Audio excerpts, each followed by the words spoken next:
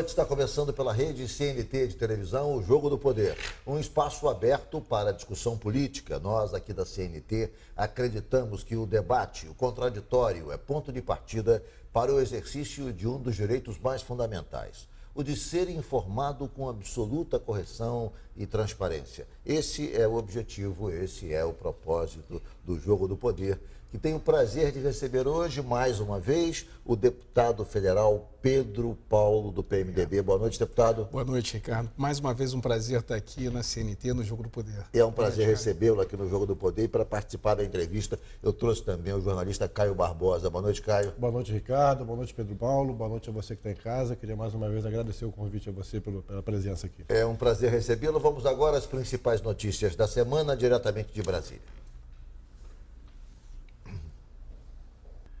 Nós voltamos com o Jogo do Poder, recebendo hoje o deputado Pedro Paulo, do PMDB, o homem que era braço direito do ex-prefeito Eduardo Paes na prefeitura, disputou a sucessão do prefeito Eduardo Paes, não obteve a vitória, obviamente, mas está dando hoje para a gente a primeira entrevista após as eleições à Prefeitura do Rio de Janeiro. Antes de falar da Prefeitura, antes de falar de tudo isso, Pedro Paulo, eu queria falar um pouco nesse papel importante que você teve na gestação da recuperação fiscal do Estado, desse processo de recuperação fiscal do Estado. O Rio ficou aí por muitos meses à espera desse acordo com o governo federal e você teve um papel preponderante nessa articulação entre o governo do Estado e o governo federal para que finalmente resultasse de maneira concreta esse acordo que está possibilitando, e ainda não possibilitou integralmente, o pagamento em dia dos salários dos servidores. Já foram liberados 2 bilhões, faltam 900 milhões que devem ser liberados agora no mês de janeiro. Eu queria que você falasse da importância desse acordo e se você acredita que esse acordo pode ser realmente ponto de partida para a recuperação fiscal do Estado, para a recuperação econômica do Rio de uma maneira mais plena e mais sustentável.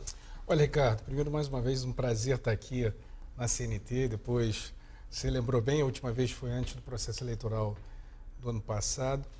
Mas dizer que, na verdade, você tocou no ponto fundamental. Ele é o ponto de partida. Ele não é a redenção absoluta, mas é o caminho para que o Estado possa olhar no fim do túnel e ter uma luz, uma esperança de recuperar a sua saúde financeira.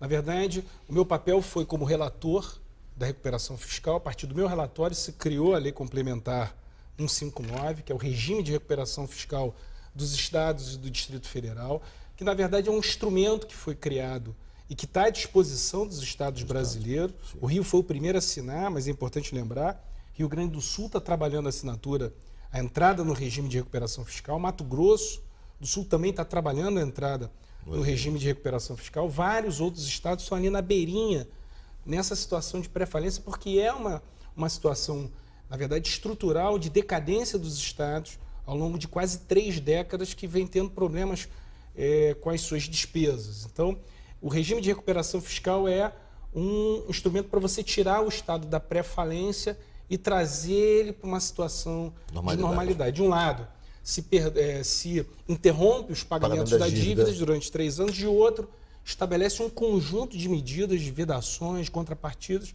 para que o Estado possa se recuperar. O Rio de Janeiro aderiu e, por exemplo, financiamentos, como se conseguiu agora uma antecipação de venda futura da SEDAI, que gerou esse recurso que você colocou aqui, 2 bilhões e 900, ele só é possível ser feito num ambiente, quando o Estado está dentro do regime de recuperação fiscal, pegar esses recursos de venda de patrimônio para pagar despesas de pessoal.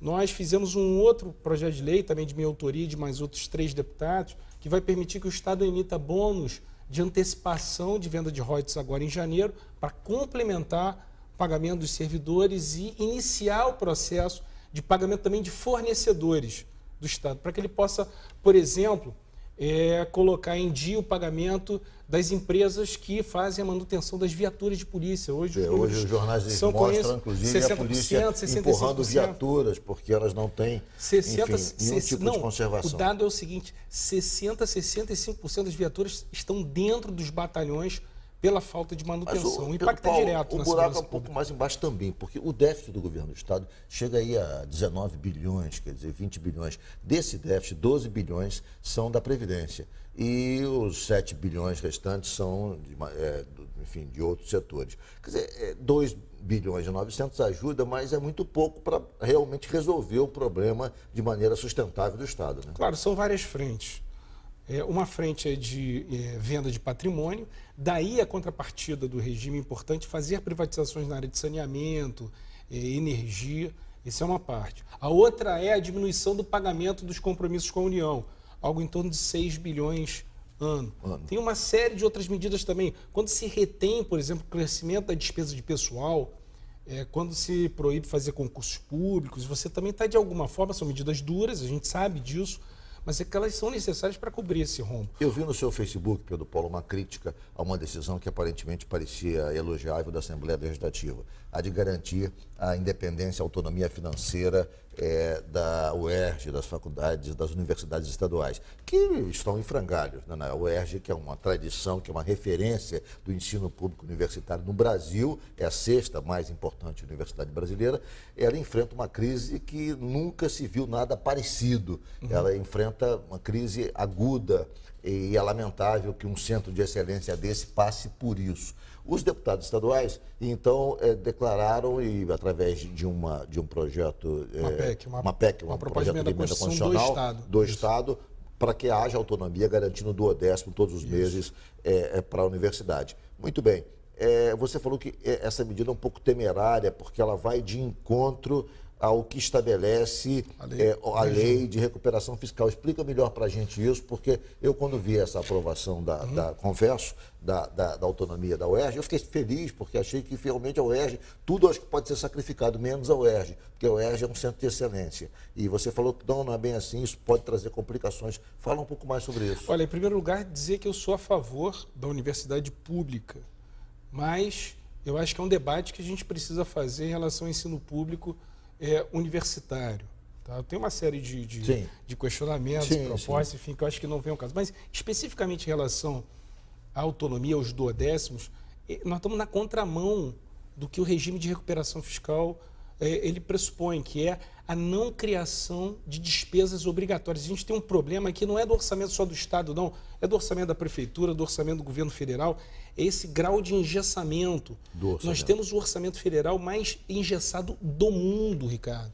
Por quê? Porque é um volume tão grande de despesas obrigatórias, fundos, receita vinculada, que a gente não consegue... Na verdade, o administrador entra só para cumprir essas obrigações. Ele não tem autonomia de gestão quase que nenhuma, né? E nem o parlamento também tem essa autonomia. Então, quando você cria num ambiente desse, num regime de recuperação fiscal, com esse déficit enorme, você congela esse orçamento que é repassado, seja para a universidade, seja para qualquer outra instituição do governo do Estado, você está na contramão do regime e eu me posicionei contra. Agora, Pedro, a gente está no primeiro bloco quase todo falando do caos que se tornou aqui o Estado do Rio, mas a gente não custa lembrar que o Estado do Rio ainda é governado pelo pesão do PMDB, do seu PMDB, que na época da reeleição venceu as eleições prometendo que um segundo mandato em céu de brigadeiro. Mas o que a gente vê é um maremoto no governo do Estado. Por que, na sua avaliação, já que a gente não tem você aqui na bancada